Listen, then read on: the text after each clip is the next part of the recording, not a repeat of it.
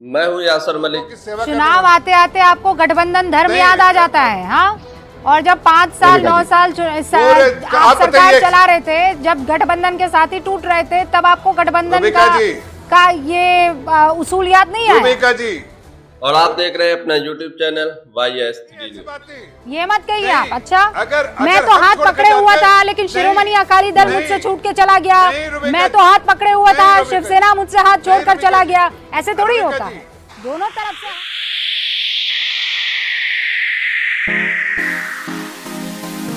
गोदी मीडिया की सबसे बड़ी एंकर रूबिका लियाकत ने भी अब अपना पाला बदल लिया है। उन्होंने बीजेपी के प्रवक्ता जफर इस्लाम की ऐसी धज्जियां उड़ाई है, ऐसे ऐसे सवाल किए हैं, आपको लगेगा कि आज रूबिका लियाकत को क्या हो गया। आप ये पूरी डिबेट जरूर देख कर जाइए और हमें कमेंट करके बताइए, क्या रूबिका लियाकत इस बार सुधरने वाली है या रूबिका लियाकत फिर से वही करने वाली है। आप पूरी वीडियो देखिए और कमेंट करके जरूर बताइए। और इस बार रूबिका लियाकत ने बहुत ही शानदार डिबेट की है, सरकार से सवाल किए हैं। बहरहाल जफर इस्लाम साहब, आपने सुना क्या कह रहे हैं कि भाई सवाल जो है विपक्ष से ही पूछे जा रहे हैं, सरकार से तो पूछे ही नहीं जा रहे और इसीलिए हम मजबूत नहीं हो पा रहे। शायद यही वजह है कि महबूबा मुफ्ती और उमर अब्दुल्ला साहब आपस में लड़ रहे हैं, क्योंकि हम आपसे सवाल नहीं कर रहे हैं। ये जिम्मेदारी भी हमारी आ जाती है। अरे भाई अब देखिए ना कैसे बेतुकी बातें हैं। अब अरे भाई, दो गुपकार जो गठबंधन है उसके दो दल है, वो आपस में बात नहीं कर पा रहे। उसमें विपक्ष और उसमें आपका क्या लेना देना, उसमें हम एनडीए का क्या लेना देना। ये तो आपस में टकरार है। अब उनको आपस में कोई सीटें नहीं जम रही होंगी, इसलिए आपस में टकरार हो गई है। वही होने वाला है कांग्रेस का और आरजेडी का बिहार में भी, वही होने वाला है समाजवादी पार्टी का और कांग्रेस का उत्तर प्रदेश में। इसलिए ना उसकी वजह है, ये कांग्रेस कमजोर कंधे वाली पार्टी है और ये जाके मिल रही है और एक कमजोर कंधे से। तो इनका साधन, इनको बाहर कौन निकाले तकलीफ से?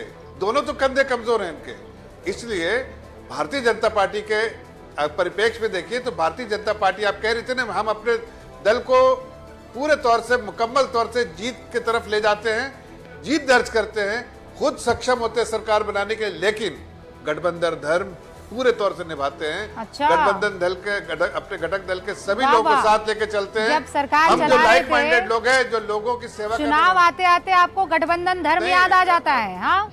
और जब 5 साल 9 साल आप सरकार चला रहे थे, जब गठबंधन के साथी टूट रहे थे, तब आपको गठबंधन का ये उसूल याद नहीं है?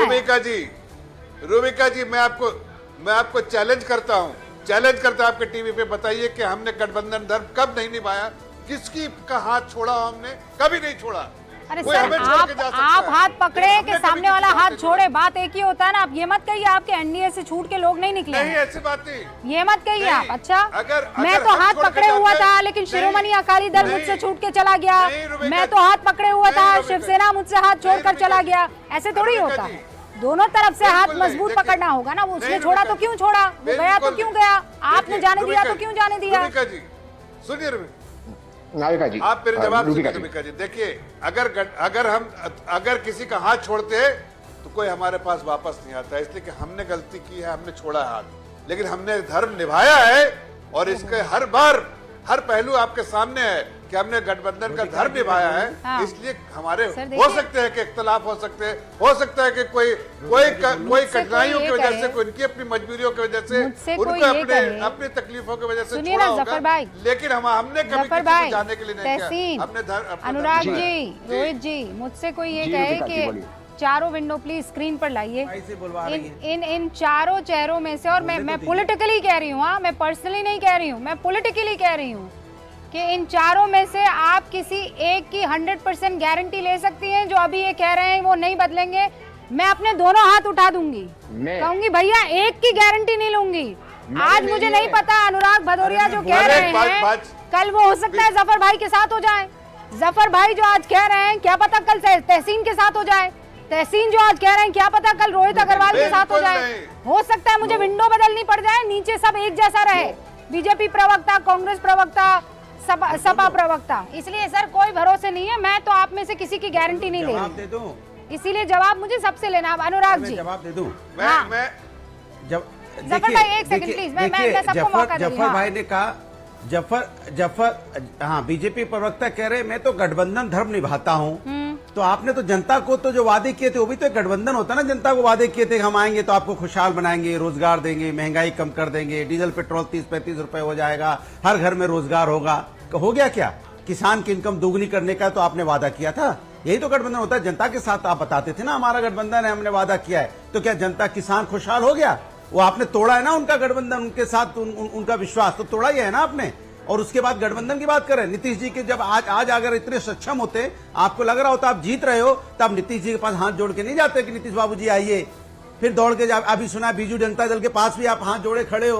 आप इतने सक्षम हो, फिर आपको जरूरत क्यों पड़ रही है लोगों की? फिर आप अपने उत्तर प्रदेश में गठबंधन क्यों बना रहे हो? इसके मतलब सक्षम नहीं हो ना, तभी आपको पार्टियां तोड़नी पड़ रही है। कभी आप बीजेपी का रख रहे हैं, आप अपना बताइए ना मुझे। शिवसेना को 2 भागों में बांटो। अरे उमर अब्दुल्ला आपके साथ रहेंगे कि नहीं रहेंगे?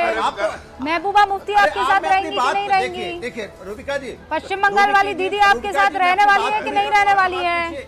उद्धव ठाकरे साथ रहेंगे कि नहीं रहेंगे?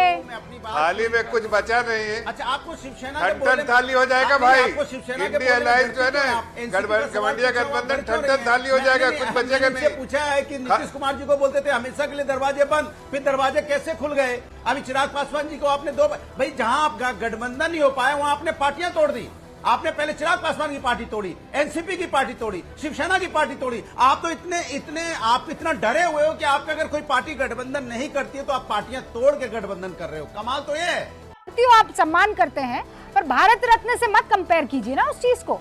सम्मान अपनी जगह है, भारत रत्न जो है वो अपनी जगह है, ठीक है? भारत रत्न दे रहे हैं, दूसरी तरफ आप लाठियों से पीट रहे हैं। तहसीन पूनावाला भारत रत्न आप दे रहे हो, नहीं मान लीजिए ना तहसीन पूनावाला, इंडिया गठबंधन के कोई सर रुकिए अनुराग जी रुकिए। तहसीन पूनावाला प्लीज मान लो मेरे भाई, मान लो आज की तारीख में इंडी गठबंधन में हाथी पतंग उड़ा रहा है, ऊंट मछली पकड़ रहा है, गाय जो है वो वहां गोभी खरीदने जा रही है। किसी को कुछ समझ नहीं आ रहा है हो क्या रहा है। जिसकी जो मर्जी आ रही है वो इंडिया अलायंस में हो रहा है।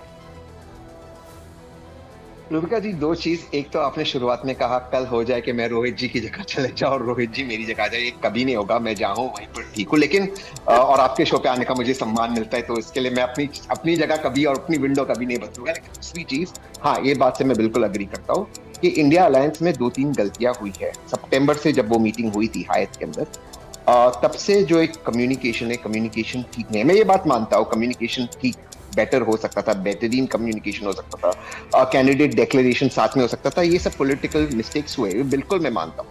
लेकिन इसका मतलब ये नहीं कि देश में परेशानी नहीं है, विपक्ष मुद्दे नहीं उठा रहा है।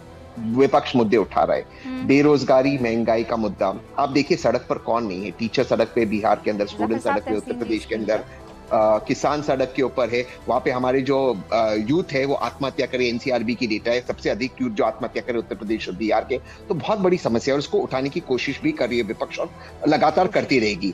मैं मानता हूं अगर विपक्ष अब भी ये चुनाव ठीक से लड़ा, अच्छे मुद्दे उठाए, ठीक से मुद्दे उठाए। वीडियो अच्छी लगी है तो इसको लाइक करें और हमारे चैनल भाई एस न्यूज़ को सब्सक्राइब करें। रूबिका लियाकत के बारे में आप क्या कहते हैं? अपनी राय कमेंट बॉक्स में जरूर देकर दें।